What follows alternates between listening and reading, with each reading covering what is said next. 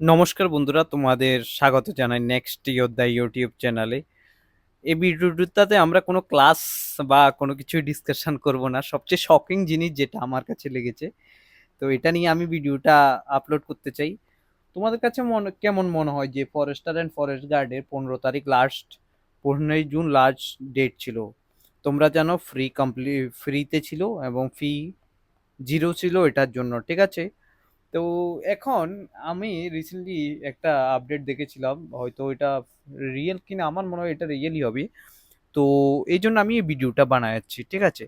তোমার কেমন মনে হয় যে ফরেস্টারে টোটাল যে কম্পিটিশন লেভেলটা কেমন হতে পারে? টোটাল যে ফর্ম ফিল আপ হয়েছে কত জানো তোমরা? 5,72,500, ঠিক আছে? তোমরা জানো পোস্ট কয়টা রয়েছে? পোস্ট যেটা ক্রিয়েট করা হয়েছে 271টা পোস্ট টোটাল ক্রিয়েট করা হয়েছে। কোয়ালিফিকেশন 10th and 12 পাস, ঠিক আছে? এটা। আর এখন যে সিচুয়েশন, সবাই মোটামুটি 12 পাস, তাহলে আমরা মনে করলাম যে সবাই,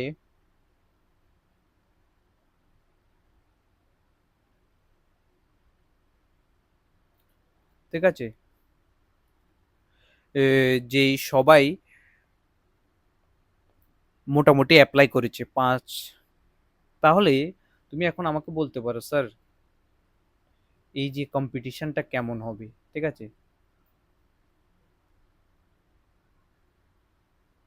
তো এই যে কম্পিটিশনটা অনেক অনেক অনেক হাই লেভেলের হবে। কেন হাই লেভেল হবে? তো আমি তোমাদের এখন শুরু করছি হচ্ছে পুরোটা। তো মোট কতজন আবেদন করেছে? 5,72,000, ঠিক আছে? তারপরে এখানে তোমরা বিভিন্ন আমরা যে সূত্র অনুসারে আমরা পেয়েছি, ফরেস্ট অ্যান্ড ফরেস্ট গার্ডে 5,72,000 ফর্ম ফিল আপ হয়েছে। কোয়ালিফিকেশন 10th and 12 পাস ছিল, ঠিক আছে? তাহলে তুমি আমাকে বলতে পারো, স্যার এই যে কম্পিটিশনটার ভিতরে, এই যে কম্পিটিশনটা এতজন ও মানুষে, ঠিক আছে, তো ফর্ম ফিল আপ করেছে, জব পাওয়া কি সম্ভব? হ্যাঁ, অবশ্যই সম্ভব, যদি তুমি প্রপার ভাবে প্রিপারেশন করো, ঠিক আছে? ঠিক আছে। তো তুমি যদি ভালোভাবে প্রিপারেশন করো তাহলে পসিবল। তুমি যদি শুধুমাত্র এমসিকিউ অ্যান্ড একটা সিম্পল একটা বুক পড়ে গিয়ে তুমি যদি ভাবো যে না আমি এক্সামটা ক্লিয়ার করব, তাহলে তোমার ইম্পসিবল টাস্ক হয়ে যাবে। ইম্পসিবল টাস্ক হয়ে যাবে। আমি আবারও বলছি, তুমি শুধু শুধু টাকা পয়সা নষ্ট করেছো। আমি আবারও বলছি তোমাদের, এসবের জন্য তুমি এই যে ইন্ডিভিজুয়াল একটা বই পড়ে এক্সাম ক্লিয়ার করে নেবে, তোমার আমার মনে হয় না এটা পসিবল হবে, ঠিক আছে? তাহলে তুমি আমাকে বলতে পারো যে স্যার এটার জন্য আমরা কি করতে পারি বা কিভাবে করতে পারি। দেখো, প্রথমত 5,72,500 ভ্যাকেন্সি, যে ফর্ম ফিল আপ হয়েছে, টোটাল ভ্যাকেন্সি 271টা। তাহলে আমরা বলতে পারি একটা সিটের জন্য কতজনের কম্পিটিশন? মোটামুটি 2,147 জন বা 46 প্লাস, এমন কম্পিটিশন একটা সিটের জন্য। তুমি ভাবছো যে এক 1 লাখ, সরি, 2,146 জনের ভিতরে 2,145 জন রিজেক্ট হবে জবে এবং একজন সিলেক্ট হবে, ঠিক আছে? ভাবছো তুমি কথাটা? মানে ইমাজিন করতে পারছো একটা জবের জন্য? সেন্ট্রাল গভর্নমেন্টে তো এত রেশিও হয় না। তুমি আবার ভাবো যে ত্রিপুরার বেকারত্ব হারটা কোথায় গিয়েছে। এটা আলাদা ম্যাটার, এটা আমরা ডিসকাশন করতে পারবো না এর থেকেও বেশি। তাহলে আমরা 146 প্লাস বলতে পারি এখানে, ঠিক আছে? এখন না তুমি আমাকে বলতে স্যার আমরা এখন কি করতে পারি বেটার, যে আমাদের এক্সাম ভালো হোক, আমরা কিছু করি, আমাদের কাট অফটা কেমন যেতে পারে, আমরা কিভাবে প্রিপারেশনটা করি। দেখো, তোমাদের আমি বলে দিই, তোমরা প্রিপারেশন যেহেতু করছো, তোমাদের আমি বলে দিই সিলেবাস তোমাদের ইংলিশ রয়েছে,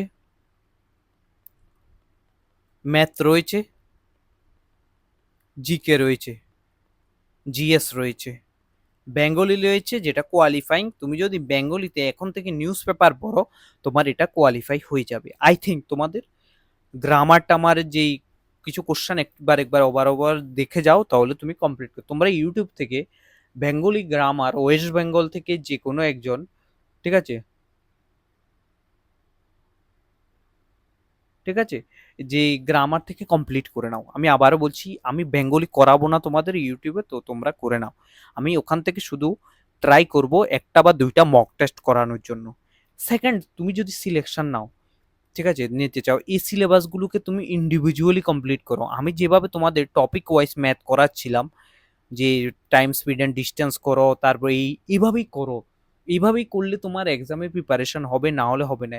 ইংলিশে টেন্স করো, নাউন করো, প্রনাউন করো, এইভাবে যদি করো তাহলেই তোমার সিলেকশন হবে। ভোকাব করো, ইডিয়মস করো, প্রেজেল ভার্ব করো, ঠিক আছে, one word substitution, preposition, article, এভাবে যদি ইন্ডিভিজুয়ালি না পড়ো তোমার হবে না। একটা বই থেকে প্রিপারেশন করে তুমি যদি সিলেকশন পেতে চাও, তোমাকে অনেক অনেক পরিশ্রম করতে হবে আদারওয়াইজ। না হলে তুমি ইন্ডিভিজুয়াল লেভেলে যদি সিলেবাস কভার করো তারপরেই তোমার সিলেকশন হবে। আমি তোমাকে আগে এটা থ্রেড দিয়ে দিয়েছি, থ্রেড দিয়ে রেখেছি কেন, পরে বুঝবে যখন এক্সাম শেষ হয়ে যাবে।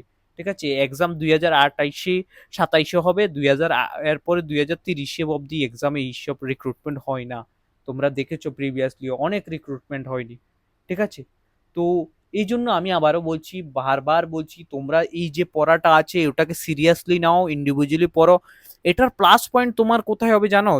পুলিশের যখন রিক্রুটমেন্ট আসবে 916টা, অ্যান্ড টিএসআর এর যখন 1 ব্যাটালিয়নের যে রিজার্ভ যে অ্যাপ্রুভাল পেয়েছে 1 ব্যাটালিয়নে, তোমাদের ওইটা ডাইরেক্টলি তুমি যদি করে থাকো তখন তোমাকে প্র্যাকটিস করলে তোমার হয়ে যাবে। ঠিক আছে, ইন্ডিভিজুয়াল কোনো এক্সামের জন্য যখন পড়ছো তখন তোমাদের প্রবলেমটা ক্রিয়েট হচ্ছে যে এক একটা এক্সামের সিলেবাসের জন্য আমরা এক এক জিনিস পড়ছি, আমরা ওভারঅল পড়ছি না। ঠিক আছে, এটা। এখন আমাকে বলো স্যার, কম্পিটিশন তো আছে, 272 জন এসেছে মানে 5,72,500 জনের রিক্রুটমেন্ট হবে। তার রিক্রুটমেন্ট হবে নয়, এত ফর্ম ফিল আপ করেছে, রিক্রুটমেন্ট 271, তার মানে কম্পিটিশন তো হয়। কাট অফ কত যেতে পারে দেখো, আমি আবারও বলছি, রিটেনে 170-এর ভিতরে তুমি যে 120 থেকে 125 না পাও, তোমাদের অনেক ইস্যু হয়ে যাবে, অনেক ইস্যু হয়ে যাবে, প্রথম কথা। দ্বিতীয় কথা, এই যে 5,72,500 এর ভিতর থেকে তুমি 50% এক্সাম দিতে আসবে না। ঠিক আছে, মাত্র 3 লাখ এক্সাম দেবে, 3 থেকে 4 লাখ এক্সাম দেবে। কেন এক্সাম দেবে না? আরে অনেকে আছে বাইরের স্টেটে রয়েছে, করছে না। আমিও সাপোজ ধরো আমি তোমাদের এক্সামের জন্য দুটোটা ফর্ম ফিল আপ করে রেখেছি, আমি তো যাব। আমি কেন যাব? আমি এক্সাম পেপারটা দেখার জন্য যাব। এমন করে অনেকে করেছে, 2 2 বারও, 3 3 বারও। ঠিক আছে, তো এখানে তুমি মোটামুটি 3 লাখের ভ্যাকেন্সি, 3 লাখ লোক যাবে। আরেকটা কথা, এক্সাম তোমাদের মনে রাখবে, এক্সাম তোমাদের তখনই ক্লিয়ার হবে যখন তুমি ভালোভাবে প্র্যাকটিস করে যাবে, এবং কি সবগুলো মক টেস্ট, অ্যাটলিস্ট এক্সামের নোটিফিকেশন দেওয়ার পর এত তারিখ 10টা মক টেস্ট যদি করে যাও। ঠিক আছে, ওই মক টেস্টগুলো ফুল লেন্থের 170-তে আমি করাবো তোমাদের। ঠিক আছে, ঠিক আছে, বুঝেছো তোমরা? এখন তুমি আমাকে বলতে পারো যে স্যার, এটা কিভাবে আপনি বলতে পারেন যে 5,72,000? এটা আমি বিভিন্ন সোর্স থেকে, এটা হয়তো আরটিএ করলে পরে জানাও যেতে পারে। ঠিক আছে, এটা হচ্ছে। এরপরে তোমাদের আমি আবার বলি, এখন যদি তুমি সিলেকশন নিতে চাও, সিলেকশন স্ট্র্যাটেজি যদি আমি বলি, প্রথম থেকে তুমি ত্রিপুরার জিকে আমি যেভাবে করাচ্ছি ত্রিপুরার জিকে কমপ্লিট করো, ডেলি ডেলি একটু একটু পড়ো। ম্যাথস, ডেলি ম্যাথস 20 কোশ্চেন করো, 20 কোশ্চেনের ম্যাথ ডেলি করো, চ্যাপ্টার ওয়াইজ। সাপোজ একদিন করো হচ্ছে টাইম অ্যান্ড ওয়ার্ক, একদিন করো হচ্ছে পার্সেন্টেজ, একদিন প্রফিট অ্যান্ড লস, একদিন সিম্পল কম্পাউন্ড, এমন সিম্পল ইন্টারেস্ট, কম্পাউন্ড ইন্টারেস্ট, এমন করে করো তুমি। ইংলিশের জন্য আমি তোমাদের আমার যে পেড গ্রুপ আছে ওখানে আমি, ঠিক আছে, 600-র মতো ভোকাবুলারির ওয়ার্ড দেব।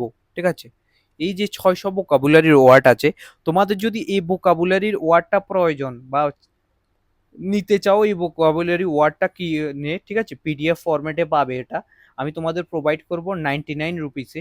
যদি তোমরা যদি মনে হয় যে এই ভোকাবুলারি ওয়ার্ডটা আমার প্রয়োজন, স্যার থেকে আমি নিতে চাই, এটা তোমাদের আমি জুন 30 তারিখ অবধি প্রোভাইড করে দেবো। মানে যদি নিতে চাও আমি পিডিএফটা 99-এ তোমাদের প্রোভাইড করব। এবং কি এই যে পিডিএফটা হবে অত্যন্ত ইম্পর্টেন্ট, গুরুত্বপূর্ণ।